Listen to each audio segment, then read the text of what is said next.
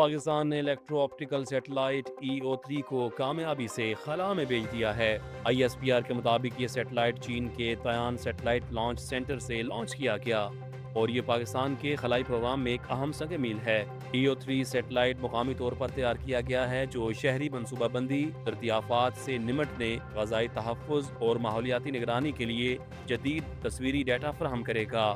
اس منصوبے کو خود انحصاری اور ٹیکنالوجی کی ترقی کی جانب بڑا قدم قرار دیا جا رہا ہے، جبکہ یہ مختلف شعبوں میں قومی ضروریات پوری کرنے اور پائیدار ترقی میں مدد دے گا۔ وزیر اعظم نے اس کامیابی پر اسپارکو کے انجینئرز اور سائنسدانوں کو خراج تحسین پیش کیا۔ سپریم کورٹ آف پاکستان نے ترکی اور چین کے ساتھ عدالتی تعاون کو مزید مضبوط کرتے ہوئے اسے عملی سطح پر وسعت دے دی ہے۔ اس سلسلے میں ترکیہ کی آئینی عدالت اور چین کی سپریم پیپلز کورٹ کے ساتھ مفاہمتی یادداشتوں پر عمل درآمد جاری ہے، جس کے تحت عدالتی تبادلے، تربیت، ٹیکنالوجی انضمام اور استعداد کار میں اضافہ کیا جا رہا ہے۔ ضلعی عدلیہ کے میرٹ پر منتخب ججز کو عالمی سطح پر تربیت کے مواقع فراہم کیے جا رہے ہیں، جبکہ دور دراز علاقوں سے تعلق رکھنے والے ججز کو بھی بین الاقوامی نمائندگی دی جا رہی ہے۔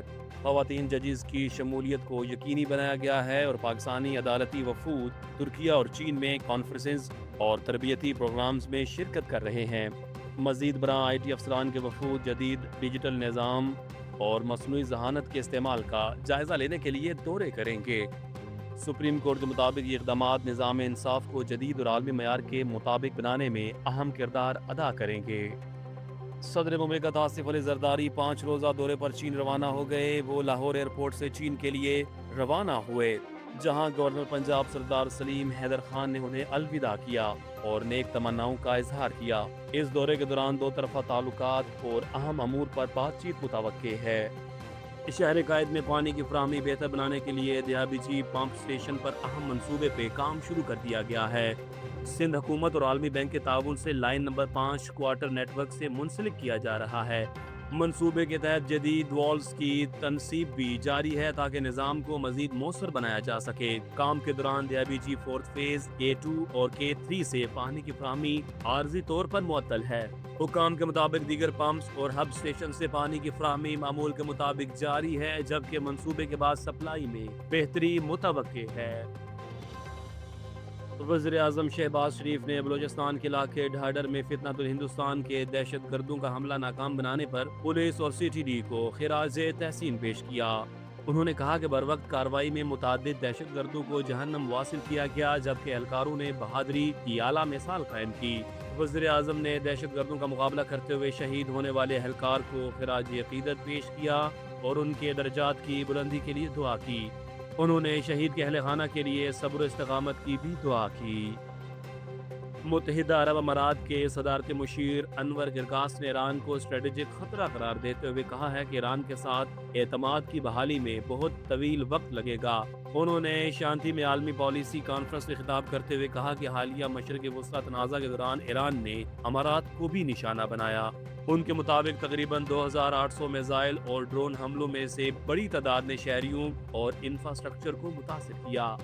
انور گرگاش نے کہا کہ اس صورتحال کے بعد خطے میں اعتماد مزید متاثر ہوا ہے اور ایران کو مستقل خطرہ سمجھا جائے گا۔ وزیر اعلیٰ پنجاب مریم نواز کی زیر صدارت ویڈیو لنک اجلاس میں لائیو سٹاک اور میٹ ایکسپورٹ کے فروغ کے لیے اہم فیصلے کیے گئے اور تفصیلی بریفنگ دی گئی۔ اجلاس میں بتایا گیا کہ پنجاب 10 لاکھ جانور برآمد کرے گا، جبکہ میٹ ایکسپورٹ کے لیے چین سمیت 7 اداروں کے ساتھ MOUs پر دستخط کیے گئے ہیں۔ چین کی گلوبل میٹ کمپنی پنجاب میں جدید بوائلر یونٹ قائم کرے گی تاکہ گوشت کی برآمدات بڑھائی جا سکیں۔ اجلاس میں یہ بھی بتایا گیا کہ لاکھوں مویشیوں کی فٹنگ اور ایکسپورٹ کا ہدف مقرر کیا گیا ہے اور ہر تحصیل میں جدید ویٹرنری ہسپتال قائم کیے جائیں گے، جبکہ موبائل ویٹرنری یونٹس کے ذریعے دیہات میں علاج کی سہولت فراہم کی جائے گی۔ وزیر اعلیٰ نے دیہی خواتین کے لیے مفت مویشیوں کا کوٹا بڑھانے کی بھی ہدایت کی، جبکہ لائیو سٹاک سیکٹر کی میکنائزیشن اور مشینری پر 60% سبسڈی دینے کا فیصلہ بھی کیا گیا ہے۔ پاکستان کے دورے پر آئے ایرانی وزیر خارجہ عباس عراقچی نے فیلڈ مارشل عاصم منیر سے اہم ملاقات کی۔ ایرانی سفارت خانے کے مطابق یہ ان کی پہلی باضابطہ ملاقات تھی، جس میں باہمی دلچسپی اور علاقائی صورتحال پر تبادلہ خیال کیا گیا۔ ملاقات میں وفاقی وزیر داخلہ محسن نقوی، مشیر قومی سلامتی جنرل عاصم ملک اور ڈی جی ملٹری انٹیلیجنس بھی شریک تھے، جبکہ ایرانی وفد میں نائب وزیر خارجہ اور سفارتکار بھی موجود تھے۔ عباس عراقچی گزشتہ روز پاکستان پہنچے تھے اور آج ان کی وزیر اعظم شہباز شریف سے بھی ملاقات متوقع ہے۔ جنوبی لبنان میں اسرائیلی حملے کے نتیجے میں کم از کم 6 افراد ہلاک اور 2 زخمی ہو گئے ہیں۔ لبنانی وزارت صحت کے مطابق جنگ بندی کے باوجود اسرائیل نے مختلف مقامات کو نشانہ بنایا۔ دوسری جانب اسرائیلی فوج کا دعویٰ ہے کہ حملے حزب اللہ کے زیر استعمال علاقوں پر کیے گئے ہیں اور اس دوران اسرائیلی فورسز کو بھی ڈرون حملوں کا سامنا کرنا پڑا، تاہم کسی بڑے نقصان کی تفصیلات جاری نہیں کی گئیں۔ یہ واقعات ایسے وقت میں پیش آئے ہیں جب جنگ بندی میں توسیع کا اعلان بھی سامنے آیا تھا۔